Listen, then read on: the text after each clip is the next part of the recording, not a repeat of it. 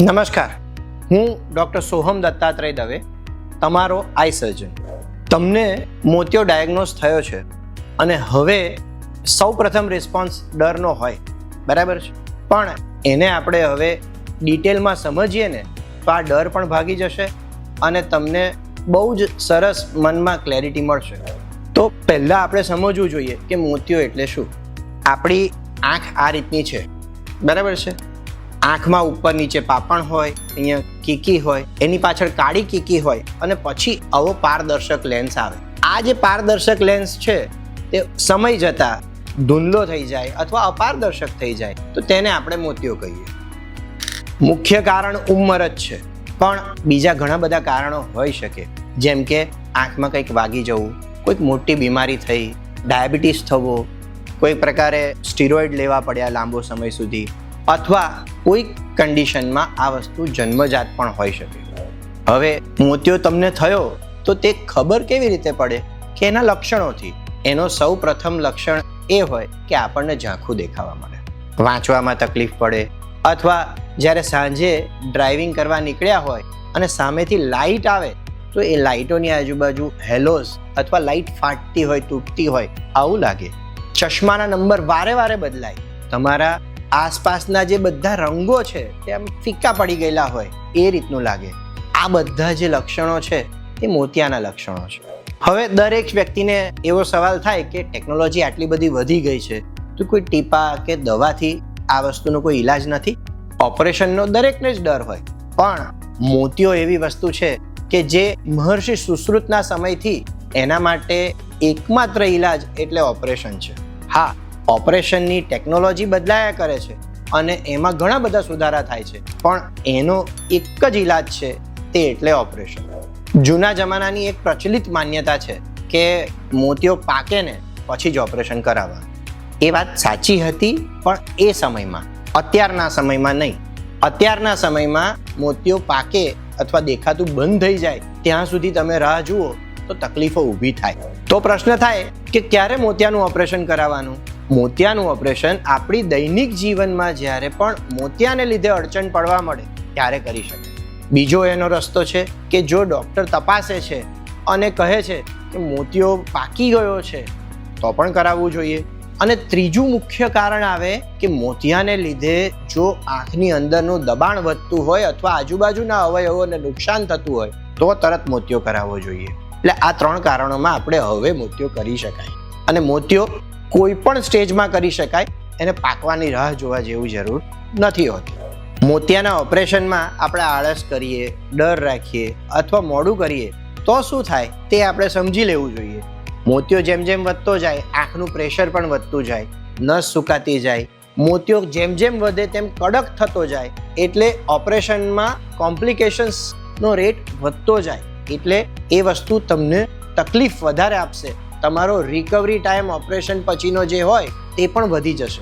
હવે આ માહિતી સાથે તમે મોતિયા માટે તૈયાર થઈ ગયા હો તો મોતિયો કેવી રીતે ઓપરેટ થાય છે તે આપણે જાણી લઈએ. સમજાવ્યા પ્રમાણે આ આપણી આંખ છે અને એના વચ્ચેના ભાગમાં અહીંયા તમારો મોતિયો છે, બરાબર છે. તો પહેલાંના જમાનામાં શું થતું કે આંખની બાજુમાં એક ઇન્જેક્શન આપીને આંખને બેભાન કરવામાં આવતી. હવે ફક્ત ટીપા જ નાખવાના હોય છે અને એનાથી આંખ બેભાન થઈ જાય છે અને કોઈ પણ દુખાવો થતો નથી. પહેલાંના જમાનામાં આપણે મોટો ચીરો કરી અને આખો મોતિયો બહાર કાઢતા હતા. હવે એવું નથી. હવે મોતિયો બહાર કાઢવા માટે નાનકડું પેનની ટોક જેટલું કાણું કરવામાં આવે અને એમાંથી જ એની ટીપ જેટલી મશીન અંદર જાય, મોતિયાનો ભૂકો થાય અને વેક્યુમથી બહાર કાઢી લેવામાં આવે. અને આ એકદમ સહજતાથી અને સરળતાથી થઈ જાય. અને એ જ નાના કાણામાંથી નવો લેન્સ પણ અંદર મૂકી દેવામાં આવે. એ જે થેલીમાં મોતિયો હતો એ જ થેલીમાં નવો લેન્સ મુકાઈ જાય. હવે મોટા ચીરા નથી એટલે ટાંકા પણ નથી, અને ટાંકા નથી તો પટ્ટી પણ નથી. એટલે તમે ઓપરેશન ટેબલથી જ જોતા જોતા આંખ ખુલ્લી રાખીને માત્ર એક પ્રોટેક્ટિવ ચશ્મા સાથે ઊભા થઈ શકો છો. તમને થશે આ બધી પ્રોસિજર તો કેટલો વાર લાગે એવી હશે, કેટલા દિવસ દાખલ થવું પડે, પણ એવું કાંઈ નથી. આ પ્રોસિજર ફક્ત 15 થી 20 મિનિટની જ હોય છે અને તે જ દિવસે 1 કે 2 કલાકમાં તમને રજા પણ આપી દેવામાં આવે છે. હવે આપણે આંખની અંદર લેન્સ કયો મૂકવો જોઈએ તેના માટે સર્વશ્રેષ્ઠ તમને તમારા ડૉક્ટર જ સમજાવી શકે, પણ આપણે લેન્સ કયા કયા પ્રકારના હોય, કેવી રીતના હોય તે સમજી લઈએ. અત્યારે હવે જૂના જમાનાના જે રિજિડ લેન્સ હતા, કડક લેન્સ, એ બંધ થઈ ગયા છે. હવે બધા ફોલ્ડેબલ લેન્સ છે, એટલે નાના કાણામાંથી જઈ શકે. પણ એમાં પણ અલગ અલગ પ્રકાર હોય. જેમ કે સૌ પ્રથમ મોનોફોકલ લેન્સ. મોનોફોકલ લેન્સ એટલે એનું જે નામ છે ને, મોનો એટલે એક જ જગ્યાએ કેન્દ્રબિંદુ બનાવતો જે લેન્સ હોય તેને મોનોફોકલ લેન્સ કહેવાય. એટલે કોઈ એક અંતરે પ્રકાશ કે વસ્તુઓ છે તે આપણને ચોખ્ખી દેખાય. એટલે આમાં આપણને ચશ્મા પહેરવાની જરૂરિયાત પડે. દૂર માટે એવો મોટો નંબર નથી હોતો, અડધો પોણો જ હોય છે. પણ નજીક માટે બેતાળાના ચશ્માની ચોક્કસ જરૂરિયાત પડે. વચ્ચેના ડિસ્ટન્સ માટેના પણ ચશ્માની જરૂરિયાત પડે. આ લેન્સની સારી ખાસિયત એ છે કે એમાં કોઈ પણ પ્રકારના ગ્લેર, હેલોઝ એવું કંઈ હોતું નથી. નાઇટ ડ્રાઇવિંગ સારું થાય. કોઈ પણ પ્રકારના બીજા રોગ હોય આંખના, જેમ કે ઝામર છે, ડાયાબિટીક રેટિનોપેથી છે, ઉંમરને લીધે પડદામાં ખરાબ થયેલા છે, તો એમાં આ લેન્સ સર્વોત્તમ ગણાય. મોનોફોકલ પછી એક એડવાન્સ મોનોફોકલ લેન્સ છે, જે મોનોફોકલ જેવો જ છે, પણ એની ડિઝાઇનમાં થોડોક ફરક કરી અને આપણને દૂર અને વચ્ચેનું દેખાય તેવું કરેલો છે. એટલે એ એડવાન્સ મોનોફોકલ જે આમ કમ્પ્યુટર વાપરતા હોય, મોબાઈલ, ડ્રાઇવિંગ આ રીતનું વધારે કરતા હોય ને, એના માટે થોડો ઘણો સારો પડે. એમાં ગ્લેર્સ કે હેલોઝ નથી, કોઈ રિંગ નથી, એટલે મોનોફોકલ જેવી જ ક્લેરિટી આપે, પણ ઇન્ટરમીડિયેટ ડિસ્ટન્સ આપણને ક્લિયર કરી આપે. હવે જો તમને ત્રાસા નંબર છે તો ત્રાસા નંબર સાથેનો લેન્સ આવે તેને ટોરિક લેન્સ કહેવાય. એટલે ત્રાસા નંબર આપણી આંખની સૌથી આગળનો ભાગ જે કીકી છે પારદર્શક, એને લીધે હોય, અને એ કીકીમાં ઊભી અને આડી રેખામાં અલગ અલગ નંબર હોય તો આપણો નંબર ત્રાસો ગણાય. જે પ્રમાણે કીકીમાં છે એનું ઓપોઝિટ આપણે લેન્સમાં મૂકી દઈએ તો એ ત્રાસો નંબર આપણનો જતો રહે. એટલે એ જ રીતના ટોરિક લેન્સીસ આપણને ત્રાસો નંબર હટાવવામાં મદદ કરે, જેથી કરીને દૂરનું આપણને બહુ સરસ રીતે દેખાઈ શકે. ત્રીજા પ્રકારના લેન્સ આવે તે એટલે મલ્ટીફોકલ લેન્સ. મલ્ટીફોકલ લેન્સીસમાં પોતે બે પ્રકાર છે, એક બાયફોકલ અને એક ટ્રાયફોકલ. બાયફોકલ એ શબ્દ જ છે કે બે, દૂર અને નજીક આ અંતર આપણને સરસ ચોખ્ખું બતાવી શકે, એને બાયફોકલ લેન્સ કહેવાય. અને ટ્રાયફોકલ લેન્સ એટલે દૂર, વચ્ચેનું અને નજીકનું આ ત્રણેય અંતર આપણને ચોખ્ખા બતાવી શકે, તે એટલે ટ્રાયફોકલ લેન્સ. હવે બાયફોકલ લેન્સ યુઝ્યુઅલી કેમ છે કે જેને કોમ્પ્યુટરનું વર્ક ને એવું બહુ ન હોય તેના માટે બેસ્ટ ગણાય. ટ્રાયફોકલમાં કોમ્પ્યુટર ઇન્ટરમીડિયેટ વિઝન જે છે તે ખૂબ સારું આપે. બંને લેન્સીસનો નેગેટિવ પોઈન્ટ એ છે કે જો સાંજના સમયનું ડ્રાઇવિંગ હોય છે અને વાહન આપણે ચલાવીએ છીએ તો લાઇટની આજુબાજુ આપણને ગ્લેર્સ અને હેલો દેખાઈ શકે. એ સબ્જેક્ટિવ છે, કોને કેટલા દેખાશે અથવા એ આંખની કન્ડિશન ઉપર નિર્ભર કરે છે કે કેટલા દેખાશે, તમને કેટલી તકલીફ થશે, પણ એ દેખાઈ શકે. આ સાયન્સ કહે છે, કારણ કે એ લેન્સની અંદર ફોકાલિટી માટે અલગ અલગ રિંગ આવે છે. અને મલ્ટીફોકલ લેન્સીસમાં પ્રકાશનું ડિવિઝન કરવામાં આવે છે, દૂર, વચ્ચે કે નજીક. આના માટે ઇક્વલ કે અનઇક્વલ પાર્ટ્સમાં એને ડિવાઈડ કરવામાં આવે છે.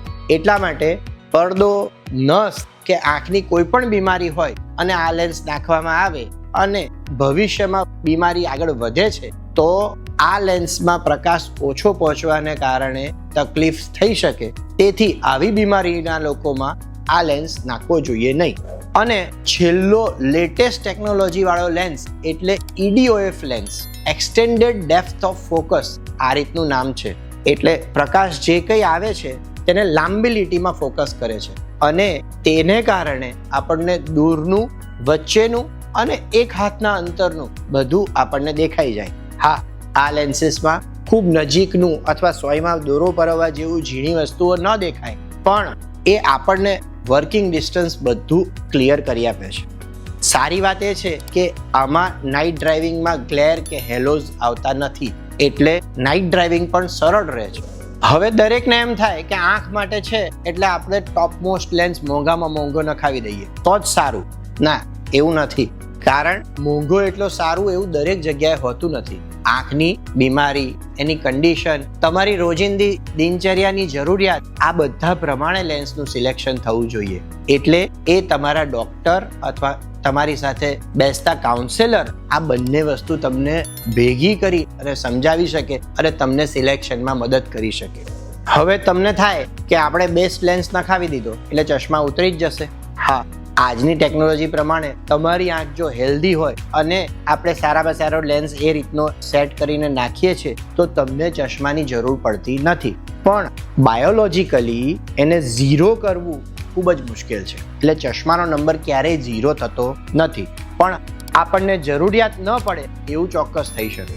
ઓપરેશન પહેલાં આપણે અમુક વસ્તુઓ ચોકસાઈપૂર્વક જોઈ લેવી જોઈતી હોય છે, જેમાં સર્વપ્રથમ તમારા બ્લડ રિપોર્ટ્સ, જેમાં અગત્યનું તમારું શુગર હોય, જનરલ બ્લડની તપાસ એટલે કે CBC હોય, પેશાબની તપાસ, HIV, HbA1c આ રિપોર્ટ હોતા હોય છે. એનું મુખ્ય કારણ એ છે કે શરીરમાં કોઈ પણ જગ્યાએ ઇન્ફેક્શન હોય અથવા તમારું શુગર વધારે હોય તો આપણે ઓપરેશન અમુક વખત સુધી ટાળી એ બધું નોર્મલ કરી અને પછી કરવું જોઈએ. આ ઉપરાંત આંખની તપાસમાં ઘણી બધી તપાસ થતી હોય છે. એમાં મુખ્યત્વે આંખના બાયોમેટ્રિક મેઝરમેન્ટ્સ એટલે કીકીના કર્વેચર, આંખની લંબાઈ, કીકીથી લેન્સનું અંતર, લેન્સથી પડદાનું અંતર, આ બધા ડિફરન્ટ મેઝરમેન્ટ્સ લેવામાં આવે અને ત્યાર પછી નક્કી થાય કે આ પ્રકારનો લેન્સ અને આ નંબરનો લેન્સ, જેમ ચશ્માનો નંબર હોય ને એમ લેન્સનો પણ નંબર હોય, એટલે આ નંબરનો લેન્સ નાખવો. હવે તમને થશે કે મને તો BP છે, ડાયાબિટીસ છે કે હૃદય રોગ છે, તો મારાથી ઓપરેશન કરાવાય? મારા માટે ઓપરેશન સેફ? હા, આ ઓપરેશન કોઈના પણ માટે સેફ છે, કારણ કે આપણે એમાં કોઈ ઇન્જેક્શન આપતા નથી કે કોઈ પણ પ્રકારના ગોળી, દવા આવું આપતા નથી, એટલે તમને કોઈ એની તકલીફ પડશે નહીં. અને ઓપરેશન દરમિયાન તમારું પલ્સ, BP, ઓક્સિજન આ બધું એનેસ્થેસિયોલોજિસ્ટ મોનિટર કરતા જ હોય છે, એટલે કોઈ જ પ્રકારની ચિંતા વગર કોઈ પણ કન્ડિશનમાં ઓપરેશન કરી શકાય. આ ઓપરેશન બ્લડલેસ હોય છે, એટલે એમાં કોઈ લોહીની નળીઓ કાપવામાં આવતી નથી. તેથી કોઈ પણ લોહી પતલું કરવાની દવા ચાલતી હોય કે કંઈ પણ તમારી દવાઓ ચાલતી હોય તે તમે ચાલુ રાખી શકો છો. જૂના ઓપરેશન પ્રમાણે આમાં એ બંધ કરવાની જરૂરિયાત નથી. હવે તમને થશે કે ઓપરેશન પછી મને દેખાશે ક્યારે? તો ઓપરેશન ટેબલ પરથી ઊભા થઈને તરત જ તમને કોઈએ હાથ પકડવાની જરૂર નહીં પડે, તમને દેખાશે અને તમે જાતે ચાલીને બહાર આવશો અને બીજા જ દિવસથી તમારી ક્લેરિટી 90% સુધી જતી રહેશે અને તમે તમારા બધા જ રોજિંદા કામ તમારી જાતે કરી શકશો. ટીવી જોવું છે, ખાવાનું બનાવવું છે, મોબાઈલમાં કંઈક જોવું છે, આ બધું જ તમે રૂટીનલી તમારી જરૂરિયાત પ્રમાણે કરી શકશો અને ક્રિસ્પ ક્લેરિટી તમારી 3 થી 4 અઠવાડિયામાં ફાઇનલ તમારી જે 100% કેપેસિટી છે ત્યાં સુધી પહોંચી જશો. ઓપરેશન પછીની કાળજીમાં સૌ પ્રથમ આપણને જે પ્રોટેક્ટિવ ચશ્મા આપ્યા છે ને તેને પહેરી રાખવાના. બીજું, આંખમાંથી પાણી આવે છે, ટીપા આવે છે તો તેને નીચેથી જ લૂછવાના, આંખ સુધી હાથ લગાડવાનો નથી. આંખને જોરથી દબાવવાની નથી, ચોળવાની નથી કે એમાં પાણી નથી મારવાનું, કારણ કે પાણી ગમે એટલા નાનકડા કાણામાંથી અંદર જઈ શકે અને જંતુ સ્પર્શ થાય તો ઇન્ફેક્શન થઈ શકે. ધૂળ, કાદવ, માટી કે જળાશયોથી આપણે દૂર રહેવાનું છે. આ ઉપરાંત તમને આપેલા ટીપા બરાબર સમજાવ્યા પ્રમાણે જ નાખવાના અને ફોલોઅપમાં જેટલા દિવસ કહ્યું છે એટલા દિવસ આવવાનું. આ બધું સમજ્યા પછી પણ તમને એમ થતું હોય કે મોતિયાની સર્જરી સુરક્ષિત તો છે ને, મારી નજર તો નહીં જતી રહે ને, તો આ સૌથી સુરક્ષિત સર્જરીમાં આવે છે અને મોસ્ટ કોમન સર્જરી પણ મોતિયાની સર્જરી છે. એટલે તમારે મોતિયાના ઓપરેશન માટે કોઈ પણ પ્રકારની ચિંતા કરવાની જરૂરિયાત નથી.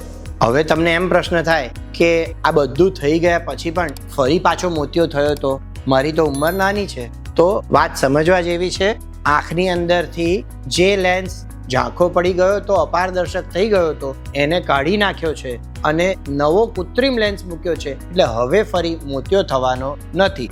હા, જે થેલીમાં કૃત્રિમ લેન્સ મૂકવામાં આવે છે તે થેલીનો પાછળનો ભાગ ઝાંખો પડે અને તેને આપણે છારી આવી એવું કહીએ છીએ. એટલે એ બહુ સરળતાથી, સહજતાથી 5 મિનિટ OPDમાં બેસીને જ લેઝરથી સાફ થઈ જતી હોય છે. એટલે છારી દરેક વ્યક્તિને પોતાની હિલિંગ કેપેસિટી પ્રમાણે 6 મહિને, વર્ષે, 5 વર્ષે આવતી હોય છે. એની ચિંતા અત્યારથી કરશો નહીં. સો આ સૌથી મુખ્ય અને સૌથી કોમન પ્રશ્નોના જવાબ આપણે આજે જોઈ લીધા. પણ આ સિવાય પણ કોઈને પ્રશ્ન હોઈ શકે તો એ હોય તો તમે ચોક્કસ નીચે કમેન્ટ બોક્સમાં લખી શકો. હું તેમનો જવાબ આપવાની કોશિશ કરીશ. પ્લસ આ સિવાય પણ કોઈ પ્રશ્ન હોય તો હોસ્પિટલના નંબર પર તમે કોલ કરી અને ચોક્કસ પૂછી શકો.